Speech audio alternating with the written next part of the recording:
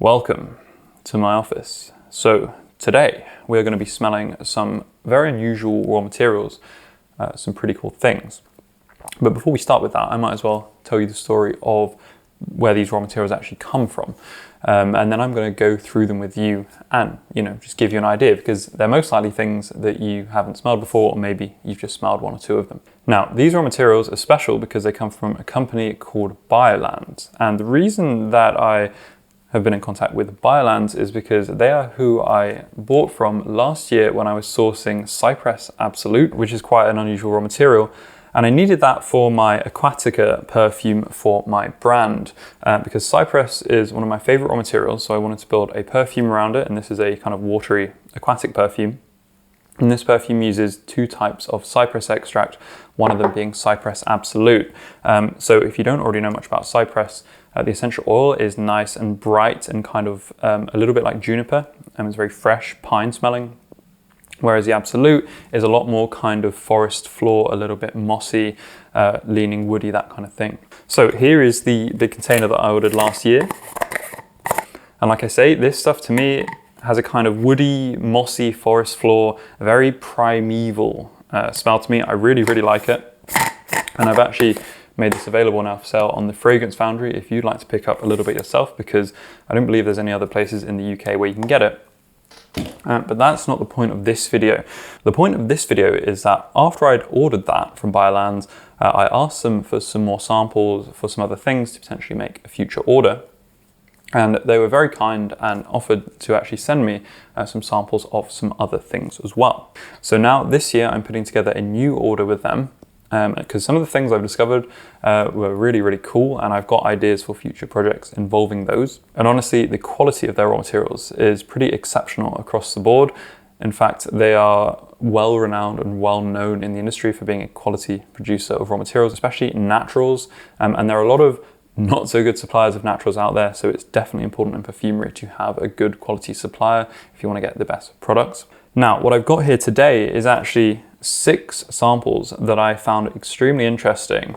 And these are things which I'm not necessarily going to make an order for because I don't have a use for them, quite frankly, yet, or at least a use in mind. However, they are very interesting, quite unusual things that you don't normally see. But I thought I'd smell them with you guys so you guys can know what they smell like.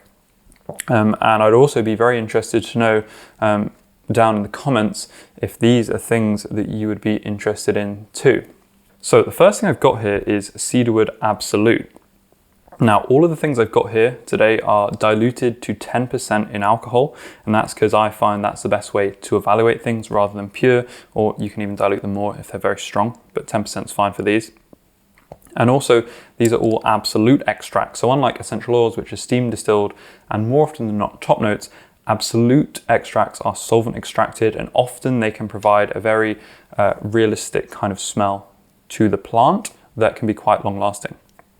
So Cedarwood Atlas is very different from Cedarwood Virginian, which is the normal kind of cedarwood oil that people come to know, which is the one that smells of pencil shavings, and I like that very much. It's one of my favorite raw materials.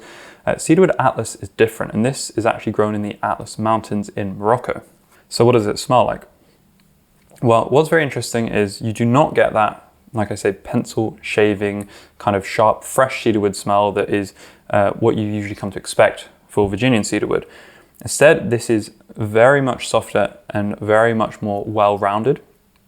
And it is kind of a warm, slightly sweet, a little bit balsamic, you could call it, woody note. And it's almost, to me, a little bit like the cleanest part of vetiver, as if you'd have removed all of the kind of smoky and dark aspects from it. It's very, very interesting. Now, this raw material is quite subtle, so you only really smell it close up on the scent strip, and that does provide some limitations in its use, let's say, but it does last a fair amount of time. It's definitely at least a mid-note, and it does have this kind of quite unique, sweet, rounded, woody note. So I get the feeling that this could be very useful, especially with some other things to make up a kind of warm or a balsamic woody accord. It could be very interesting with kind of resinous or sweeter notes, or with other woody notes. I imagine if you took the essential oil and mix it with this Absolute, you get a really nice complete smell, potentially of the kind of Cedarwood Atlas profile. So anyway, this one, yeah, I find it very interesting because I haven't smelled any kind of Cedarwood Absolute before. I've only smelled the essential oils. And like I say, I immediately cannot think of something that really calls out to me, like, where I want to use it particularly. But I can also see that, it is a very interesting raw material, and I do feel like it does have some potential somewhere. Okay, so the next one I've got here is Lentisque Absolute. Now, lentisque is something that is a plant that's closely related to pistachio. Now, this does not smell of pistachio, and it smells, well, very interesting actually. It's a very, I would say, provincial herbal smell. That's like the overall note that you get from it. It's kind of, in a similar, that rustic sense that you have from things like rosemary and lavender, though it's not sharp like those. And it also has very green elements too, similar to galbanum. So if you smelled a galbanum essential oil, it's got this kind of green sheer smell to it, and this has some of that as well. Now within the smell, there are also kind of bright sunny facets to it, and also some kind of very slightly astringent but quite rough woody facets to it as well, which overall makes it quite an interesting complex smell. Now it's not, I would say, like a yummy smell, like it's the kind of thing you'd expect from, say, a modern designer perfume. It's very much that rustic kind of smell. But nonetheless, it's something that is a little bit unusual and interesting. And the reason that I was interested in this in the first place was actually because of a perfume that I have, which is one of my favorite perfumes, which is Play Green by Comme des Garçons. And that's because I really like green smells. And they used this in particular as a fixative in that perfume because it's full of green notes, which are mostly top notes, which means it must have been a bit of a technical challenge, I guess, to make that perfume last. So they use this because it is essentially a green fixative, which is quite unique, as I'm sure you can imagine. So while at the moment I'm not working on any kind of green perfume or something with that kind of theme, I do like those kinds of notes, and I would be very interested to try this as this kind of green fixative if I am working on that kind of sunny, fresh green foliage perfume at some time in the future. Essentially, I would imagine to provide a base note which actually fits that composition and helps fixate and make those other green notes last longer. From what I can work out, that is really what this could be useful for. Okay, so next we have Tuberose Absolute, and this is very interesting because it's a very expensive natural. It's a floral, and these are usually on the higher ends of things, and this is a very, very interesting thing. So I'm quite grateful to have had the experience actually to smell this. So this Tuberose Absolute, interestingly, when I smelled it for the first time, directly out of the sample bottle pure, I thought, wow, this stuff doesn't smell that good. I thought it kind of smells quite strong and a bit, I wouldn't say leathery, but a bit kind of pungent and kind of thick and heavy. And I couldn't really appreciate the beauty in it properly. However, that said, now I've gone and diluted it, and this is, by the way, why I always recommend you go and dilute things before you do your evaluations. Now it's had a chance to kind of been thinned out, less concentrated. I've actually realized that it's a lot more delicate underneath. It's just so potent and powerful that only starts to come out at the lower concentrations. So this is very interesting because it smells petally. It does have this kind of strong, thick aspect to it. There is definitely kind of I would say phenolic notes. There's things that remind me of phenylethyl alcohol, if you know that raw material from rose. There's also parts that remind me of benzoates. So if you've smelled something like ethyl benzoate, which is a raw material you'd often use if you're making a trèfle or a clove accord. That's something I mentioned in my online course actually, but it smells of those as well.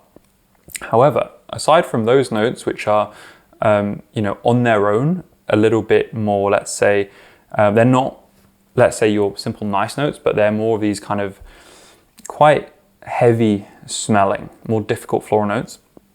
Behind that, it's got this lovely, lovely, soft sweetness, which is extremely unique actually. It's a very delicate, sweet smell. It's hard to find the words honestly to describe it, but I would maybe go to say something like almost like a bubblegum marzipan kind of thing in a very subtle way. It's very petal-like and elegant and delicate. So this is very interesting because it makes me actually think now if I go and dilute it more and you added just a trace of that to a perfume, it could produce some very, very nice effects. So even though this stuff is really, really expensive, I can imagine, just like rose and jasmine, that a small amount of this could actually work wonders in a composition. And apparently it's often used in kind of sweeter, like vanilla kind of compositions and things like that. So I think this raw material is really, really interesting, honestly. Definitely something that I'd be interested to experiment with at some point. Right, so next we have Cinnamon Absolute. Now, cinnamon is more commonly found as an essential oil, so that's why I was so interested when I saw the Absolute. And because Absolutes are often known, you know, they can often provide a more realistic kind of, let's say, smell than the essential oils, which can be a little bit skewed towards the kind of sharp top note terpenic side of things. I was excited to see what this smelled like, and it did not disappoint. It's definitely got a very realistic cinnamon bark smell, and it actually reminds me a lot of when I really started out my perfumery journey in the complete beginning, and I had honestly no idea what I was doing. This was back in, I think, 2013, really at the beginning, and I tried to make my own kind of tincture of cinnamon, which didn't really go that well, but it came out all right, and it had this strong, nice cinnamon smell because it was made literally using actual cinnamon. And this reminds me very much of that, but this is kind of like, feels like the actual professional version that actually works and you can actually use to get that lovely, beautiful, realistic cinnamon smell. Now, the main problems with this are, as you can maybe see on the scent strip, it's quite dark and colored. And also, I think, with all cinnamon things, generally you can't use that much of them anyway. So you might not be able to use that much of it in your compositions. And also it doesn't project that well. So when you go up close to it and smell it, it's very beautiful, but it's not quite like cinnamon essential oil, which projects further because it's more of a top note. I do believe in some kind of maybe vanilla, kind of balsamic, spicy accord. I believe that maybe some of this could be very, very nice, potentially paired with cinnamon essential oil and some sweeter notes. I think it has a lot of potential. So on its own, it's like, I think it needs some other stuff. I think it needs to be composed with nicely, but I do think it's a really cool raw material. Okay, so next we have Tobacco Absolute, and this one is another one which is extremely expensive. So again, very lucky to have kindly been given a sample of this stuff. And I have had one Tobacco Absolute, very tiny sample, which I bought in the past. And Tobacco Absolute, as long as it's a good quality, is a lovely raw material, and this certainly fits that bill. And what it essentially smells like is, quite simply, when you open a packet of, that kind of rolling tobacco that you can get, when you want to make cigarettes and stuff out of, it smells like that. And essentially, if you want a tobacco note, that sophisticated kind of deep woody note in your perfume, then this really is the way to do it. I mean, you can make tobacco accords out of other things. I do talk about that briefly in my online course, but really if you want the kind of proper, full, detailed, intricate, luxurious tobacco smell, then Tobacco Absolute is the stuff to do it, and I have to say, it does smell lovely. So this stuff, when you let it dry down a little bit, it does become a little bit more barnyard farm-like. When you think about it, it does make a lot of sense because at the end of the day, it is kind of like a dried leaves thing, and often those share similarities to other kind of dried grasses and leaves. All of those products share this kind of, it's almost like a hay-like smell to them. But, well, that's just part of it. Like I say, it's a really nice smell. Main downside is it's just very, very expensive. And actually also, it's not necessarily the easiest to use on my past experience with Tobacco Absolute. Because it can have that kind of underlying kind of thicker kind of grassiness to it. But I do think if you're making a synthetic tobacco accord, actually mixing it with a bit of this natural tobacco would just allow you to get a really nice mixture of that rich luxury kind of, realism that you want in the tobacco, as well as the kind of cleaner side of things as well. Okay, and then finally, Blackcurrant Bud Absolute, and this is a raw material that I'm a very big fan of. And previously I did have a small sample of it. And of course there is the famous Cassis Space by Firmenich, which is, while a lovely reconstruction accord, which is meant to be based on this, at the end of the day, that is kind of a clean synthetic accord, and this is kind of like the real stuff. And a lot of people say this smells like cat pee, and I can kind of see why, you know, you might think that. Maybe it does. I haven't really smelled too much cat pee myself, but to me, it's got this amazing profile. It's kind of got this herbal, rustic side, so kind of like its provincial origins, because this stuff is actually mostly comes from France. But it's also got this lovely tropical side, which makes me think of like tropical fruits, and I think that's, you know, what really drew me to it, because I love like tropical smells. They're actually usually sulfur molecules causing that when you drill down into the chemistry of it. But it's got herbal notes, tropical fruity notes. It's even got slight minty notes as well. And overall, to me, it's a very magical smell. It makes me think of kind of, let's say, it smells, I would call it like mystic. I don't know if that's kind of a smell that has I don't know if that's a term that has, let's say, a bit of a different connotation for everyone, but for me, that's kind of the word that comes to mind. So I'm a really big fan, really like this stuff. And again, I think not necessarily the easiest to use, like all the other things here, fairly expensive. But I do think, you know, in the right composition, you could highlight this really, really beautifully. Okay, so that's those 6 samples. And I would like to say I'm very grateful for Biolandes actually to send me those, because you know how it is sometimes as a smaller perfumer, it can be difficult to get hold of things. So those are really, really cool to smell. Now, like I said, I'm currently putting together, hopefully, a new Biolandes order. I've actually got some other things which I thought were really incredible, which I'm not going to share with you today, but I will hopefully do a video about those when that all comes into fruition. However, what I would be interested to know is, especially if you are here in the UK and you're interested in any of those 6, do let me know down in the comments, because while I'm not planning currently on ordering those, just because I don't have a need or a reason to at the moment, you know, if there is a lot of demand for one of those things, because you guys are just already interested in it, I could potentially add a small amount to my order and make it available on the Fragrance Foundry. Otherwise, I already do have actually the Tuberose Absolute on the Fragrance Foundry, if you guys are interested in smelling just how amazing the quality of the Biolandes stuff is yourself already. So that's the UK, and I'm actually hoping to do some raw materials shipping to Europe very soon as well. However, that project is still ongoing, so I can't quite confirm that yet. So fingers are crossed. Now, if you're in the USA and you're interested in any of these samples, I was looking around on the internet today and I found something really, really cool, which I did not know about before, even though it's kind of like years old news apparently. So apparently the company Eden Botanicals, and Eden Botanicals are kind of a long-standing, well-known raw materials supplier for kind of, you know, hobbyists and at-home perfumers. And they have long been known for supplying quality naturals. However, I've never purchased from them because I'm in the UK. So, you know, I haven't really had a reason to make an order from them. And I generally don't mention people on my channel that I haven't had the chance to buy stuff from. I only really give a review of something if I've actually had experience and tried it myself. Otherwise, I will usually kind of leave an asterisk and say, you know, I've heard this is good, which is kind of the situation with them. I've heard that they are good and a lot of people have good experience with them, but I've never actually tried them, so I can't tell you firsthand.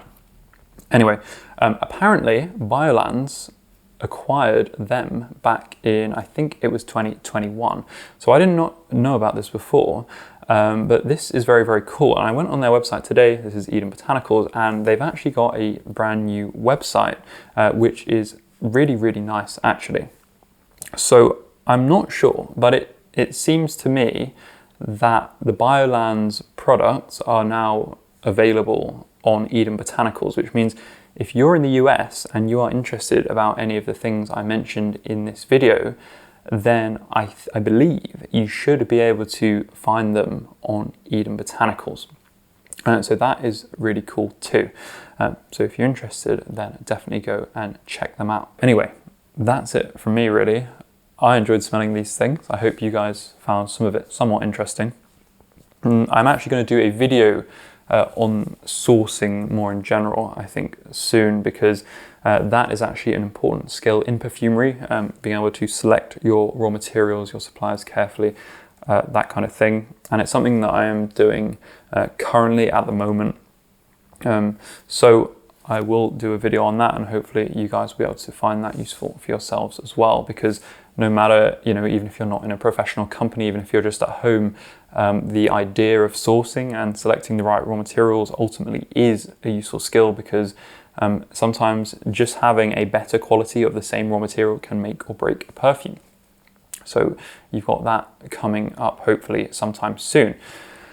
So thank you for watching the video, and as always, I'm going to wish you best of luck with your own perfumery, and I'll see you next time.